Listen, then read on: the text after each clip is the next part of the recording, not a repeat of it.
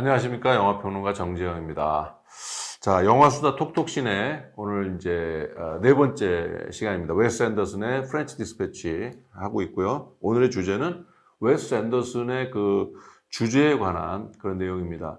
독특한 스타일만큼 또 웨스 앤더슨은 자신만의 어떤 개성 있는 그런 주제를 보여주고 있죠. 그래서 오늘도 이렇게 흥미진진하게 토론해 주실 세 분의 평론가님 나오셨습니다. 안녕하세요. 자, 이 프렌치 디스패치는 사실 미국에서 캔자스에서 발행하는 미국 잡지죠. 그리고 내용은 또 프랑스 혹은 유럽에 관한 이야기입니다. 이런 좀 언밸런스한 그런 독특한 잡지인데 거기서 그 가상의 도시 이제 사실 프랑스로 상정이 되는데요. 실제로 없는 도시 이름이 나오거든요. 근데 이게 앙누이 쉬르 블라제 이제 네, 그래서 불어를 배워야 된다라는 정지의 평론가님이 지난번에 얼핏 그런 말씀하셨죠. 불어를 배우고 있다. 사실 이런 문제 때문에 그런 것 같아요.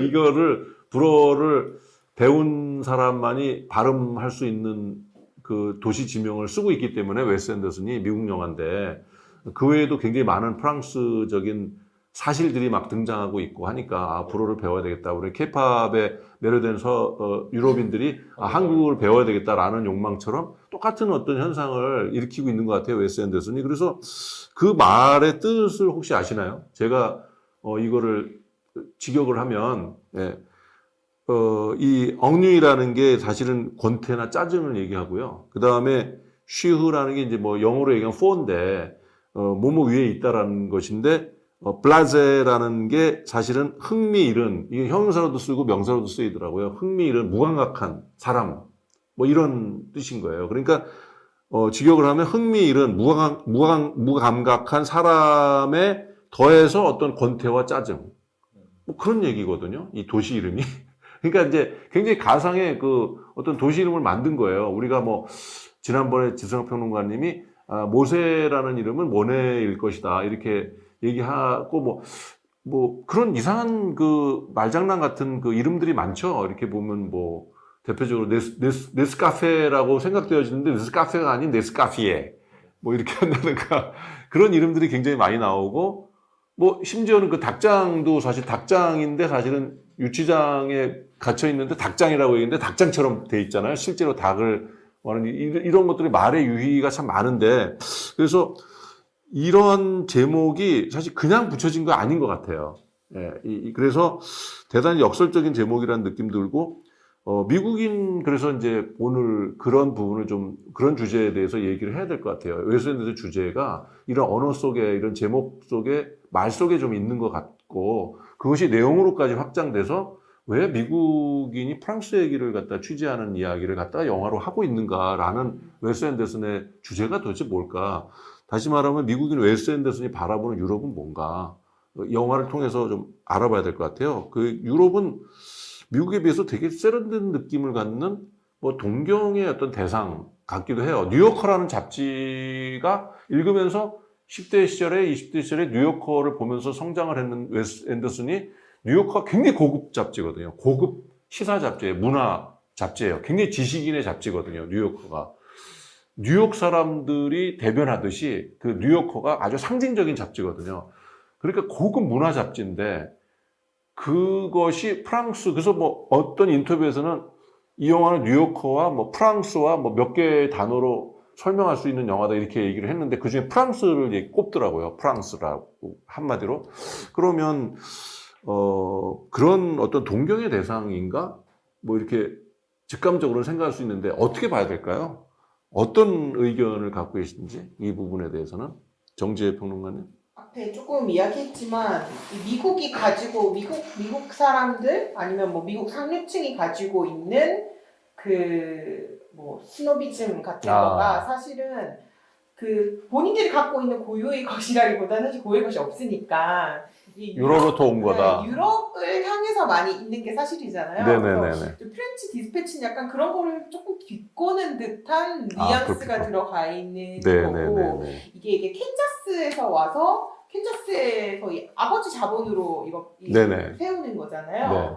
근데 그 간 것도 사실 프랑스의 촌뜨기 같은 사실은 네. 그런 동네인 거죠. 근데 이제 이 사람은 여기에 굉장히 애정을 가지고 있다라는 것도 굉장히 유희적인 네. 이야기죠. 그러니까 캔자스가 그러니까 우리가 생각하는 전형적인 그 미 중부의 촌뜨기 같은 그런 동네이니까, 그러니까 미국의 자본이라는 것이 사실 근본이 그렇다라는 그런 네. 뉘앙스를 갖기도 하고, 이 프렌치 디스패치가 취재하거나 하고 다루는 것들도 그렇고, 뭐 뉴요커라는 잡지도 말씀하셨지만 이게 굉장히 그 뭐라고 해야 되지, 고급 문화를 다루는 그 지적인 허영심이 충족되는 그런 지성의 무언가를 지금 담고 있는 거잖아요. 근데 그것 자체를 이 감독은 유희의 대상으로 삼는 느낌이에요. 예를 들면 그 현대 미술 에피소드에서 보면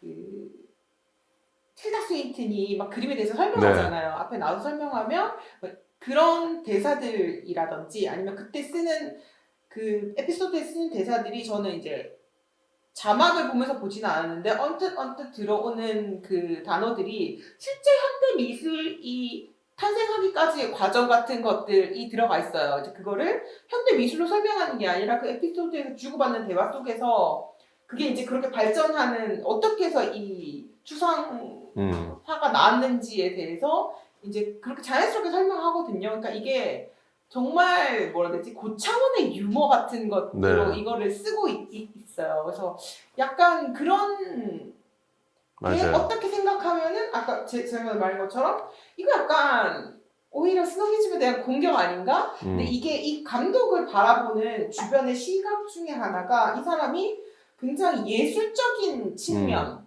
그리고 동시에 굉장히 상업적인 측면을 동시에 가지고 있잖아요. 그러면서 이 감독을 굉장히 예술가로 바라보는 시각이 있다고 생각해요. 그러니까 그게 굉장히 모순적인 거 아닌가요? 네네네네네. 본인은 그거를 지금 공격한다고 그렇죠. 하셨는데 조롱하고 그러면서 또 사실 그 감독 웨스 앤더슨 영화 이 프렌치 디스패치를 보면은 너무 고급하거든요. 맞아, 영화가 맞아. 너무 아트적인 그런 영화를 하고 있는데 이건 역설 아닌가요? 본인은 그쵸, 공격을 그쵸. 하는데 되게 사실은 고급적인 느낌을 또 감격을 받는데 이걸 어떻게 봐야 될까요? 아무튼 뭐 일단 또 지성학 평론가님은 어떻게 보십니까? 이 웨스 앤더슨이 유럽을 어떻게? 네, 저는 이제 아까가 아니구나. 전편에서 말씀드렸듯이 뭐는 이제 했습니다만 사실 여기 이제 세 번째 에피소드쯤에 그 대학생들의 어떤 혁명적 혁명을 연상케 하는 장면이 나오는데 저는 거기 어느 정도 힌트가 있다고 보거든요. 이게 왜냐하면 역사적 배경에서도 프랑스에서 프랑스 육파혁명이 일어날 때 베트남전을 반대하기 위해서 아메리카 익스프레스를 점거했던 사람을 풀어달라는 시위로부터 이제 촉발이 된 걸로 알고 있는데 그게 굉장히 68혁명이 근데 그 자체가 어떻게 보면은 그때는 아메리카 디스패치였다는 개념이 있는데 그래서 그걸 역으로 보면은 프렌치 디스패치 아닌가라는 어쨌든 프랑스의 파견이냐 미국으로의 파견이냐의 문제 그런 게 있네요. 또 실제로 또 거기 보면은 이제 그 잘생긴 배우 티모시 샬라메 그 양반이 티모시 샬라메 나와서 그 양반입니까? 그 친구가 참 기억 안 나네. 이게 두 남녀 관계가 사랑 얘기를 하잖아요. 혁명을 얘기하다가 제가 왜 프랑스 혁명, 68혁명인 것 같다는 느낌을 받았냐면 또 걔네들 대학생들이 혁명할 때 기숙사 들어가게 해달라고 한 적도 있었거든요. 거기서 기숙사 사실 그 영화에는 정확히 68혁명이다라는 자막은 안 나오죠. 오히려 연대가 아예 다른 것 같은데 연대 시간이 되게 애매하게 나오는데 모든 게 다 가상이죠. 이 부는 영화가. 사건 하나하나를 살펴보면 실제 연결성이 좀 있어요. 또 마지막 그 에피소드의 마지막에서는 키스하면서 나오기 때문에 그런 걸 보면 확실히 또 어떤 태도죠? 웨스 앤더슨은 68혁명을 또 처음에는 뭐 희화화하거나 뭐 아니면 패러디하거나 이런 생각을 할 수도 네. 있지만 그게 또 역사적 사실에 대한 네. 어떤 방향을 좀 이렇게 전환적으로 네. 음과 양을 뒤바꾸는 것처럼 네. 한번 그 상황을 자기 영화 세계 속에서 좀 바꿔보려고 하는 태도가 있지 않았나. 아, 원래 역사적 사실은 이런데 이거를 갖다가 좀 전복시켰다. 예, 그렇죠. 네. 그렇게 볼 수 있지 않을까. 사실 약간 좀 사실 프랑스에서 68혁명이라는 게 굉장히 엄숙한 혁명적인 사건인데 뭐 이렇게 한갓 어떻게 보면은 뭐 사랑을 이렇게 비하하는 건 아니지만 한갓 그 사실은 남녀의 청춘 남녀의 사랑으로 선언문을 수정한다는 제목이잖아요. 그게 그것도 되게 의미 있는 그 제목인 것 같아요. 약간 좀 왜냐면 그 엄숙함을 이렇게 수정해 버리는 어떻게- 의미가 있는 게 죄송합니다. 예. 아니 뭐 막 껴드셔도 돼요. 막 하셔도 돼요. 예. 그 선언문을 수정해 주는 사람이 그 기자잖아요. 네, 그 기자. 나이 많은 그리고 미국 기성세대로서 네. 근데 그렇게 개입을 하면 안 되는데. 네, 그러니까 우리의 혁명인데 그 네. 혁명 선언문을 그 기성세대를 타파하기 위해서 네. 성명을 했는데 그 성명 선언문을 기성세대가 고쳐주는 역설이 발생하잖아요. 그러니까 그게 도대체 그러니까 미국이 가지고 있는 그 유럽에서 프랑스 사람도 되게 기분 나빠할 것 같아요. 일어난 네. 역사의 그 장면 우상화를 모든 걸 다 파괴하는 그런 느낌을 받았어요. 유럽에서 일어난 사건이 미국에 와서 우상화된 것들을 다시 파괴하는 네. 약간 그런 느낌을 받았어요. 사실 미국에서 만든 레미제라블이 프랑스에서 완전히 참패했거든요. 그 르몽드에서 그 당시에 엄청나게 막 비판했어요. 영화도 아니다. 근데 사실은 전 세계적으로는 헐리우드 영화 레미제라블 너무 보고 감동받고 야 그렇다 하는데 프랑스 사람들은 이게 그런 뭐 좀 있는 것 같아요. 정작 그 당사자 프랑스와 미국의 약간 그 갈등인데 프랑스는 미국을 되게 좀 천박하게 생각을 하고 그러니까 자신들의 위대한 그 고전을 망친 이제 헐리우드 영화라고 이렇게 보는 시각이 있는 거거든요. 근데 뭐 다른 이제 제3의 시각에서는 뭐 잘 모르잖아요. 사실은 뭐 어느 게 진짜 위대한 것인지를 뭐 영화가 재밌으면 되니까 감동을 줬고 근데 프랑스 사람들은 좀 보는 시각이 다른 것 같고 웨스 앤더슨이 이거는 아주 작심하고 사실 프랑스를 거의 소재로 해서 한 거니까 프랑스 사람들은 이 영화를 어떻게 평가할지 되게 궁금한데 되게 안 좋아할 것 같은. 저는 네. 왜 독일 디스패치가 아닐까라는 생각도 해봤습니다. 하필 왜 그런지. 그건 어떻게? 그거는 이제 역사적도 역사를 건드릴 수밖에 없는데 이게 뭐 자유의 신상 주고 받을 만큼 사실 그렇죠. 미국 독립 전쟁 당시에 프랑스가 우방으로 미국을 도와줬고 영국으로부터 탈출하게끔 한 게 바로 이제 프랑스고 하는 그런 어떤 뭔가 그런데 이제 애증의 관계가 있는 것 같아요. 예, 여기서도 뉴요커를 통해서 그러니까 프랑스로 대표되는 유럽의 고급 문화적인 것들의 소양으로 성장한 감독이 된 이후에는 그걸 갖다가 지금 정재 평론가님 얘기대로 하면은 그 스노비즘으로 그 지식인들의 어떤 젠체하는 어떤 고급 문화로 규정을 하면서 웨스 앤더슨은 그걸 또 풍자해내고 되게 이제 천박하게 또 만들어버리는 68혁명 같은 것도 되게 서민적으로 만들어버리고 평평하게 하는 사실 국가적인 그 커다란 사건인데 그게 근데 굉장히 개인화시켜 버려요. 그게 68혁명을 저는 폄하한다고는 생각 안 했어요. 왜냐하면 이 섹션 이름이 정치 시 섹션이거든요. 근데 정치랑 시를 한 섹션에 넣는 것 자체가 굉장히 아이러니하죠. 그렇죠. 너무 반대편에 저도 좀 있으니까. 그 생각에서 정치와 시를 같이 이렇게 놨더라고요. 근데 그것도 마지막에 자기가 뭐 수정했고 뭐 이렇게 해서 이게 그렇지만 이 사람이 마지막에 써놓던 시는 자기가 너무 좋아서 거기에 실린다고 하면서 넣어요. 거기에 68혁명의 진심, 자기가 보는 진심이 들어있는 네. 거죠. 그러니까 이게 68혁명 자체를 한다기보다는 그걸 우상화하는 거? 아니면 그거의 미국식 소비 자체를 이 사람이 역전시키고 싶어 하지 네. 않았나. 어쨌든 뭐 선언문 수정이니까 분명히 웨스 앤더슨은 이제 수정을 그게 이제 본인의 감독의 어떤 의도 아닐까 싶긴 해요. 거기 기자가 수정을 했지만 근데 사실 아까 뭐 살라메 그 배우 얘기를 했지만은 살라메뿐이 아니라 우리는 뭐 우리 한국 팬들은 살라메를 더 좋아하긴 하지만 굉장히 많은 그 맞아요. 인물들이 뭐 빌 머레이부터 시작해가지고 뭐 레몬 사실은 베아스. 굉장히 뭐 주연급 대배우들이 그냥 엄청나게 많이 나오잖아요. 그 맥도만드도 그렇고 사실 다 주연했던 다른 영화에서 주연했던 배우들이 여러 명이 등장을 하고 있는데 왜 그들은 그렇게 몸을 낮춰서 웨스 앤더슨 감독의 영화에 이렇게 단역으로 출연을 하는 것을 그럼 어떻게 우리는 저기를 해봐야 돼요? 감독과 배우의 더쿠머리 뭐 그런 시각으로 보나요? 어떻게 생각할 수 있을까요? 오웬 형제 같은 경우에는 네. 이 감독이 데뷔하기 전부터 친분이 있었던 것 같아요. 그래서 이 감독의 데뷔작에 이 형제들이 나오고 그 뒤에도 꾸준히 나오는 걸로 보여요. 그래서 이제 이 감독하고의 어떤 연관 관계가 있고 틸다 스윈트는 제가 볼 때는 이 배우는 그냥 영화 배우 아니면 뭐 헐리우드의 뭐 스타 배우 이런 개념보다는 이 사람은 퍼포머, 아티스트라는 개념에서 계속해서 어떤 아티스트들이랑 콜라보레이션 하는 개념으로서의 그 배우로 참여하는 걸 하는 느낌이에요. 그래서 여기 들어온 배우들도 내가 한 커트, 한 에피소드 출연한다라는 느낌보다는 이 감독의 오브제 같은 것이 돼서 아니 근데 연기들이 너무 진지하고 대단하잖아요. 네네. 사실은 굉장히 짧은 단역인데도 불구하고 이 사람이 빠지면 안 될 정도의 아주 정확한 역할을 하고 들어가잖아요. 다 그런 게 너무 놀라운 것 같아요. 이 굉장히 많은 배우들이 대가들이 다 주연급들인데 뭐 틸다 스윈튼도 뭐 다른 영화에서 다 거의 주연이고 그런 부분은 저는 그게 일단 뭐 이 영화만 놓고 봤을 때, 네. 이 영화만 놓고 보면 사실 그 영화로서는 단역이라고 볼 수도 있고, 네. 그 시얼사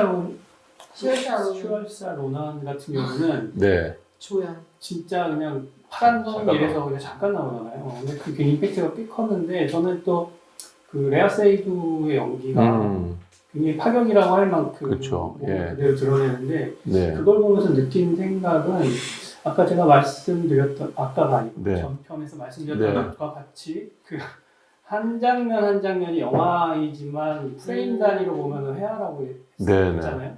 그 회화 속에 들어간 오브제라는 이 아닌가라는 생각이 들고. 그러니까 그 웨스 앤더슨의 어떤 또 다른 연출 세계를 좀 생각하게 해요. 그렇죠. 배우를 통한 예. 배우를 오브제화해서 하나의 회화적 구도 안에 넣는다. 그 레아 세이드 같은 경우는 왜 저기서 그 나체를 그대로 드러낼 수밖에 없는가라고 생각을 했을 때 그거는 왜 그런가요? 그 영화 속에서 모세라는 화가의 그 오브제 그러니까 그 모델이 됐죠. 모델된 게 된 거로 나오지만 네. 실제로는 사실 또 그린 거 자체가 몸을 그리진 않잖아요. 몸을 연상시키는 그렇죠. 수상의 어떤 앙코르마이라고 할 수 있는 네네. 형태를 그렇죠. 시키는 걸 그리는데 그렇지만 그걸 하나의 장면으로 봤을 때 네네. 하나의 사진이나 하나의 회화로 봤을 때 거기에 완벽하게 투영되어 있는 네. 소위 말해 뭐 비너스 네. 상이 될 수도 있는 거고 그리스 시대의 여신의 모습으로 그대로 남겨질 수 있는 거거든요. 그래서 어떻게 보면 웨스 앤더슨 영화라고 하는 하나의 호수에 네. 자신의 사랑에서 빠져버린 나르키소스 같은 네네. 신화가 그 배우들의 심리 속에 그대로 일어나서 그런 과감한 선택을 하는 게 네. 아닌가라는 생각을 좀 해봤어요. 네. 정우성 평론가님 뭐 그 부분에 대해서 전 뭐 현실적으로 생각하면 네. 웨스 앤더슨 감독이 워낙 영화를 잘 만들고 네. 인기가 있는데 상업 영화로서 인기가 아니라 그런 예술 영화 시장에서 인기가 있으면서도 어떻게 보면은 이게 좀 속된 말로 힙스터의 제왕이라고 부르거든요. 힙스터의 제왕. 네, 웨스 앤더슨. 그렇게 불러요 실제로? 실제로 사람들이 이제 밈처럼 뭐 어떤 감독은 뭐 이렇게 부르는데 힙스터의 제왕이라고 부릅니다. 네네. 웨스 앤더슨. 그러니까 그런 힙한 그런 감각 같은 걸 가장 잘 보여내는 네네네. 감독이고 그리고 웨스 앤더슨 본인이 또 연기자들을 자기 영화 안에서 짧게 보여주더라도 네. 존재감을 확실하게 드러내는 감독이다 보니까 배우들이 믿고 딱 출연할 수 있는 것 같아요. 뭐 좋습니다. 제가 이제 마지막으로 뭐 이제 좀 정리를 하고 싶은 게 뭐 총체적으로 이제 오늘 뭐 웨스 앤더슨의 다 주제를 얘기하는 거니까 각자 뭐 정말 이게 바로 이 영화에서 웨스 앤더슨의 이 영화의 주제인 것 같다.